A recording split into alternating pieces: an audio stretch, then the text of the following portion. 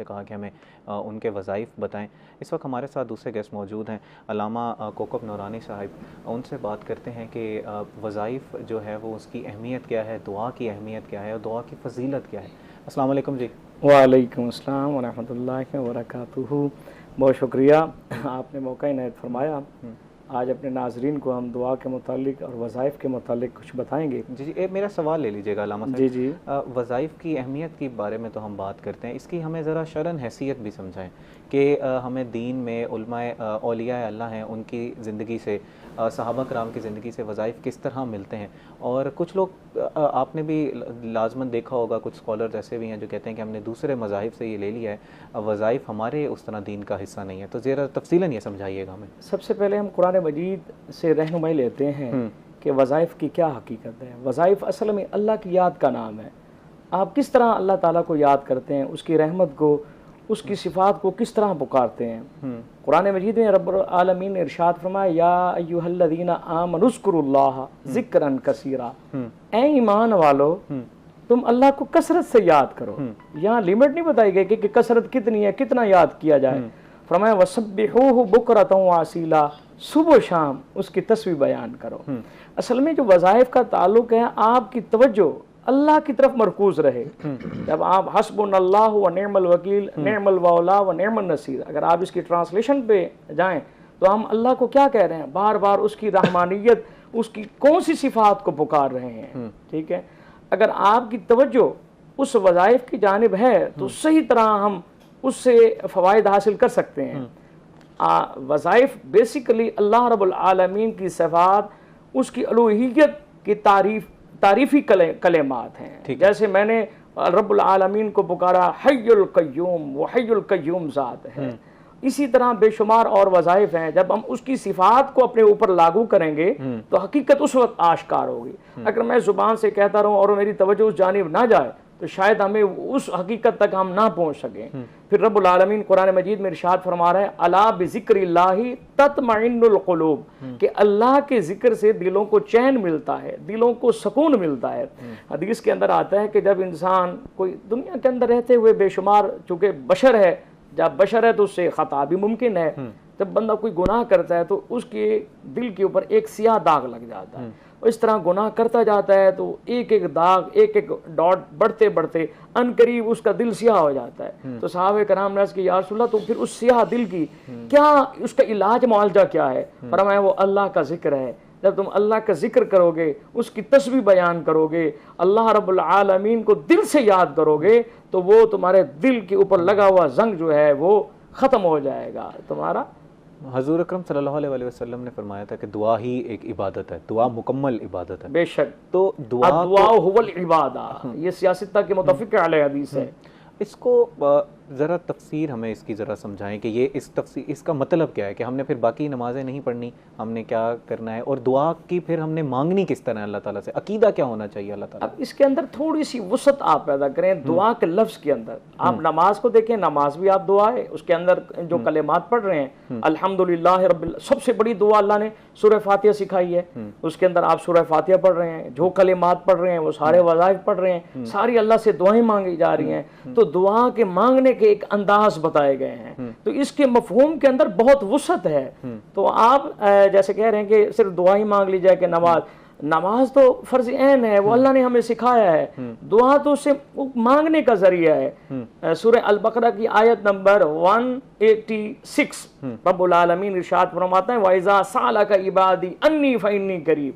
जिस तरह कोई मुसीबत में घिरा है, कोई परेशानी के आलम में है, कोई बंदा उसको कहता है यार ना घबरा, मैं तेरे साथ हूँ, तो अल्लाह पाक भी अपने बंदे के साथ यही फरमा रहा है, इन्नी करीब। तो क्यों घबराता है, तेरे ऊपर बहुत परेशानियां हैं, तू बहुत कभी कभी ऐसा डिप्रेशन में चला जाता है कि इंसान का निकलना महाल हो जाता है। तो फिर अल्लाह ताला उसे इरशाद फरमाया, इन्नी करीब, मैं तेरे करीब हूँ, तू मुझे पुकार, उदऊनी अस्तजिब लकुम, तू मुझे पुकार, मैं तेरी हर पुकार को सुनता हूँ। और फिर फरमाया फल यस्तजीबू ली वल युमिनु बी, तुम इसके ऊपर पुख्ता यकीन रखो और अकीदा पुख्ता रखो, तुम मेरी इत्ताअत करते हुए इसके ऊपर पुख्ता यकीन रखोगे, लअल्लकुम यरशुदून, तो तुम कामयाब हो जाओगे इस डिप्रेशन से, इस मुसीबत से, इस आफतज़दा ज़िंदगी से निकल आओगे। फिर नबी करीम अलैहिस्सलाम की खिदमत में साहब कराम ने अर्ज़ की, या रसूलल्लाह ये जो दुआ बंदा मांगता रहता है तो कबूल नहीं होती, क्यों नहीं होती? तो शायद ये सवाल आपके ज़हन मेरे जहन में भी ये आ रहा था कि अकीदा क्या होना चाहिए, तकदीर पे तो हमारा कामिल ईमान है, तो ये आप उसी तरफ आ रहे हैं, जरा बताइएगा। सबसे पहले मैं ये बता दूं, नबी करीम सल्लल्लाहु अलैहि वसल्लम ने यहाँ फरमाया कि अल्लाह पाक को हया आती है कि बंदे के उठे हुए हाथ अल्लाह ताला खाली लौटा दे। सुभान अल्लाह। बंदा जब आजिज़ व इनकसारी के साथ, पूरी जुस्तजू के साथ उस मालिक के यहाँ हाथ फैलाए बैठा है तो अल्लाह ताला उसको खाली लौटा दे। अल्लाहु अकबर। यहाँ बंदे किसी को, सवाली को खाली लौटा दें तो वो बंदे ये महसूस करते हैं कि हमारे दर से आया वो कोई सवाली ना खाली जाए, ये एक सखावत का आलम है। तो वो तो ज़ात गफूर रहीम है, अला कुल्लि शैइन कदीर है, वो पालनहार है, वो सबसे ज्यादा सखी है, वो सबसे ज्यादा अता करने वाला है। तो हजूर अलैहिस्सलातु वस्सलाम इरशाद फरमाते हैं अल्लाह ताला को हया आती है कि उसके बंदे के उठे हुए खाली हाथ वापस खाली लौट जाएं।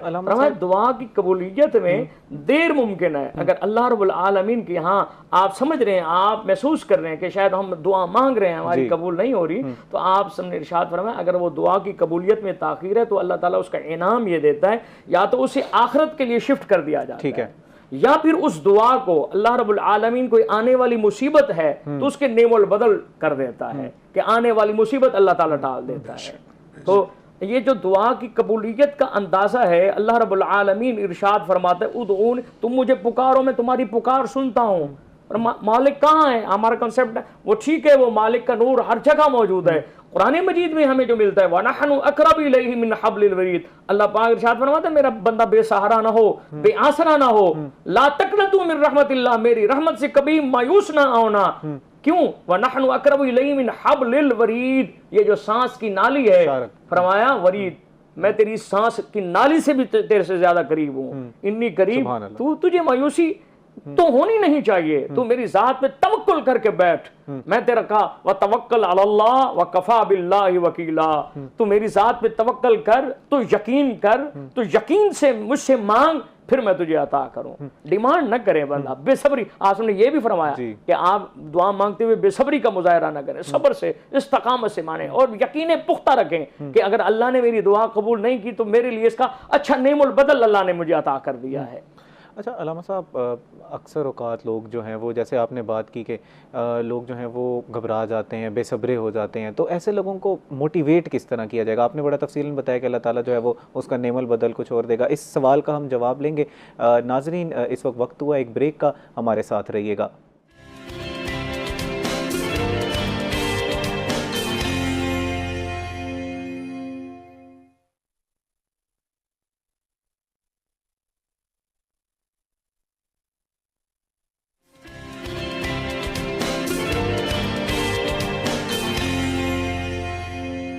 वेलकम बैक नाजरीन। ब्रेक से पहले हम अल्लामा कोकब नूरानी साहिब से पूछ रहे थे कि दुआ की फ़जीलत क्या है, दुआ मांगनी किस तरह है, और दुआ मांगते वक्त अकीदा क्या होना चाहिए कि हमने अल्लाह ताला अपने जहन में क्या रखना है कि हम अल्लाह ताला से क्या नाराज़ हो जाना है कि अगर खुदा न खास्ता हमारी जो दुआ है वो कबूल नहीं हो रही।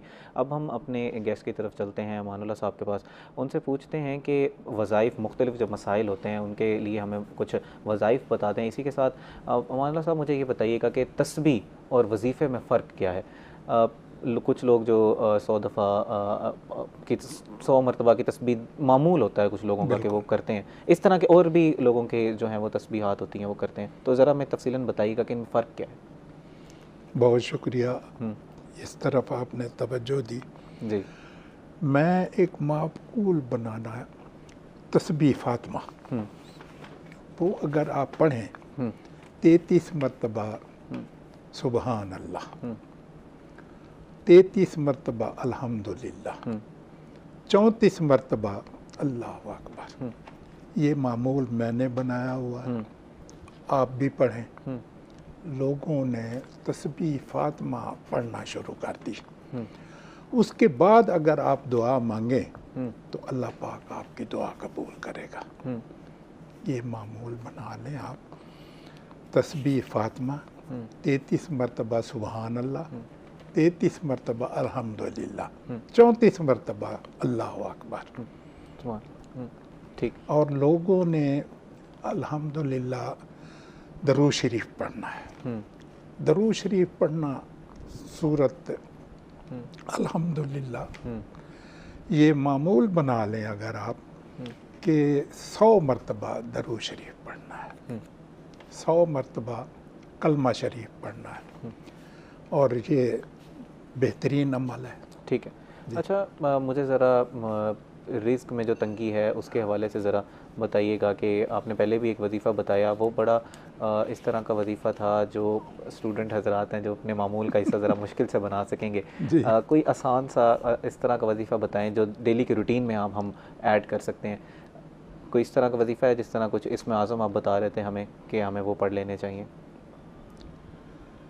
ये आपने बहुत अच्छा सवाल किया और सूरत अलम नशरह पढ़ें आप। ये बच्चे अक्सर रिज़्क़ में इजाफा भी है। सूरत अलम नशरह पढ़ें आप पूरी, अव्वल आखिर दरूद शरीफ पढ़ें और इंशाअल्लाह आप। और इसी के साथ कुछ लोग कर्ज़ ले लेते हैं क्योंकि आजकल हमारे मुल्क के हालात जो हैं वो इस तरह के हैं कि महंगाई बहुत ज़्यादा हो रही है, लोगों का गुज़र बसर करना जो है वो बड़ा मुश्किल हुआ है। कर्ज़ के हवाले से ज़रा हमें कोई वजीफ़ा बताएंगे आप? कर्ज़ के हवाले से ये है कि आप सुबह की नमाज के बाद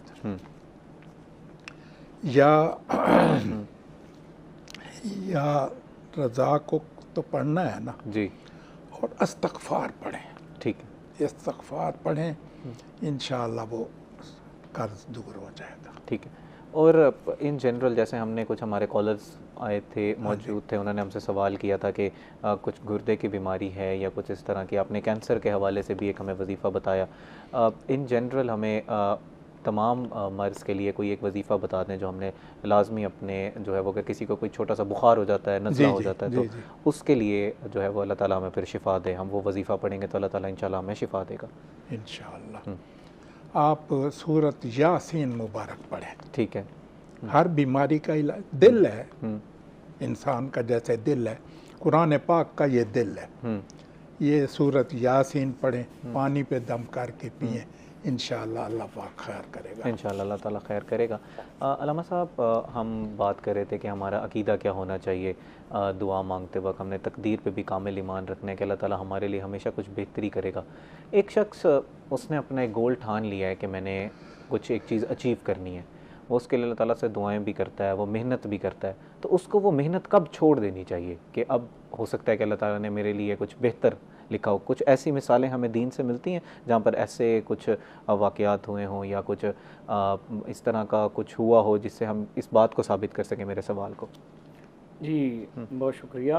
कुरान मजीद में रब्बुल आलमीन इरशाद फरमाता है, लैसल इंसान इल्ला मा सआ। इंसान को वही कुछ मिलता है जिस चीज़ की वो मेहनत और जिस चीज़ की वो कोशिश करता है। ठीक है, ठीक है।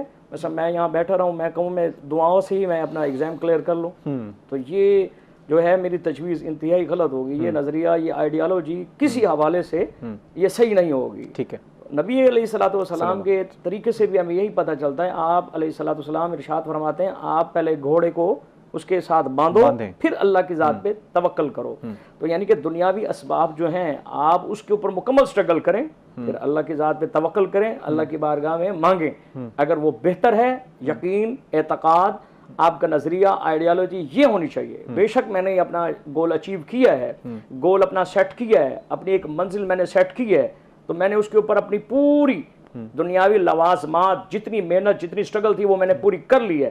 अब मैं अपनी अल्लाह की बारगाह से मांगू, अगर वो मिल जाए तो ठीक है, अल्लाह ने वो मेरे हक में बेहतर कर दिया फैसला। अगर वो नहीं मिल रहा तो इसको अल्लाह का फैसला जान के खुश असलूबी से, फरागे दिल से कबूल करे और इस यकीन के साथ अल्लाह ताला शायद यही जो मेरा मंजिल, ये मेरा गोल है, आखिरत में मुझे उसको बहुत अच्छा बदला अता फरमा दे। ठीक।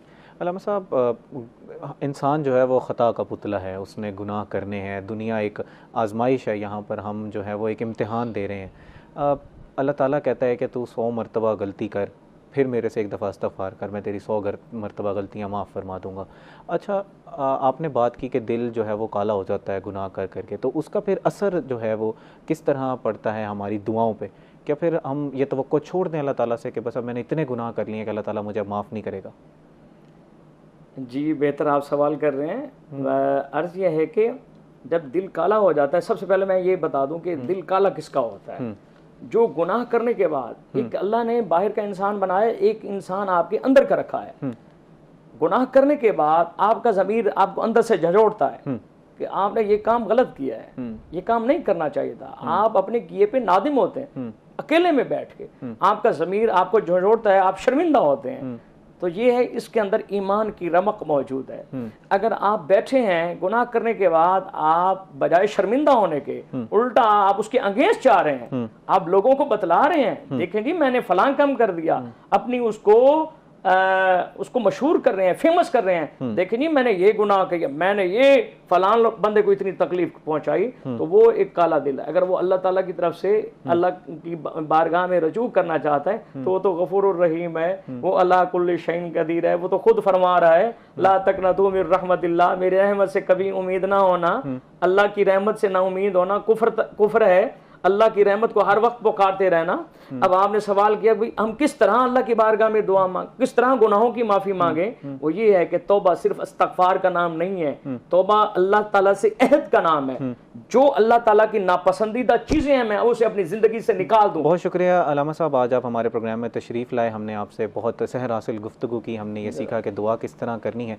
अमानुल्लाह साहब, हमारे पास आखिरी जो है वो 30 सेकंड्स हैं, आप इसमें कुछ आवाम के लिए कुछ कहना चाहें, अपने बिल्कुल ऐसे कंसाइज वे में ज़रा कह दीजिए, कोई पैगाम हो आपका आवाम के लिए। आवाम के लिए ये पैगाम है कि आप अल्लाह को याद रखें, हर वक्त हजूर पाक सल्लल्लाहु अलैहि वसल्लम को याद रखें। और इसका मतलब ये है कि अल्लाह पाक को नहीं भूलना चाहिए। बहुत शुक्रिया अमानुल्लाह साहब, आप हमारे साथ आज प्रोग्राम का हिस्सा बने। हमने आपसे भी काफ़ी वज़ाइफ सीखे, हमने ये देखा कि अल्लाह ताला के जो कानून है उसको फ़ॉलो करना है, हमने वजीफ़े करने हैं, हमने अल्लाह ताला को हमेशा हरदम याद रखना है। नाज़रीन, उम्मीद करते हैं कि आज का प्रोग्राम आपको पसंद आया होगा, और ये भी उम्मीद करते हैं कि आज के प्रोग्राम में हमने जो भी बातें की उन पर आप अमल करेंगे और इंशाअल्लाह आपके मसाइल का जो वो है अल्लाह ताला हल निकालेंगे। इसी के साथ अपने मेज़बान तिहाम आज़म को दीजिए इजाज़त। अल्लाह निगहबान।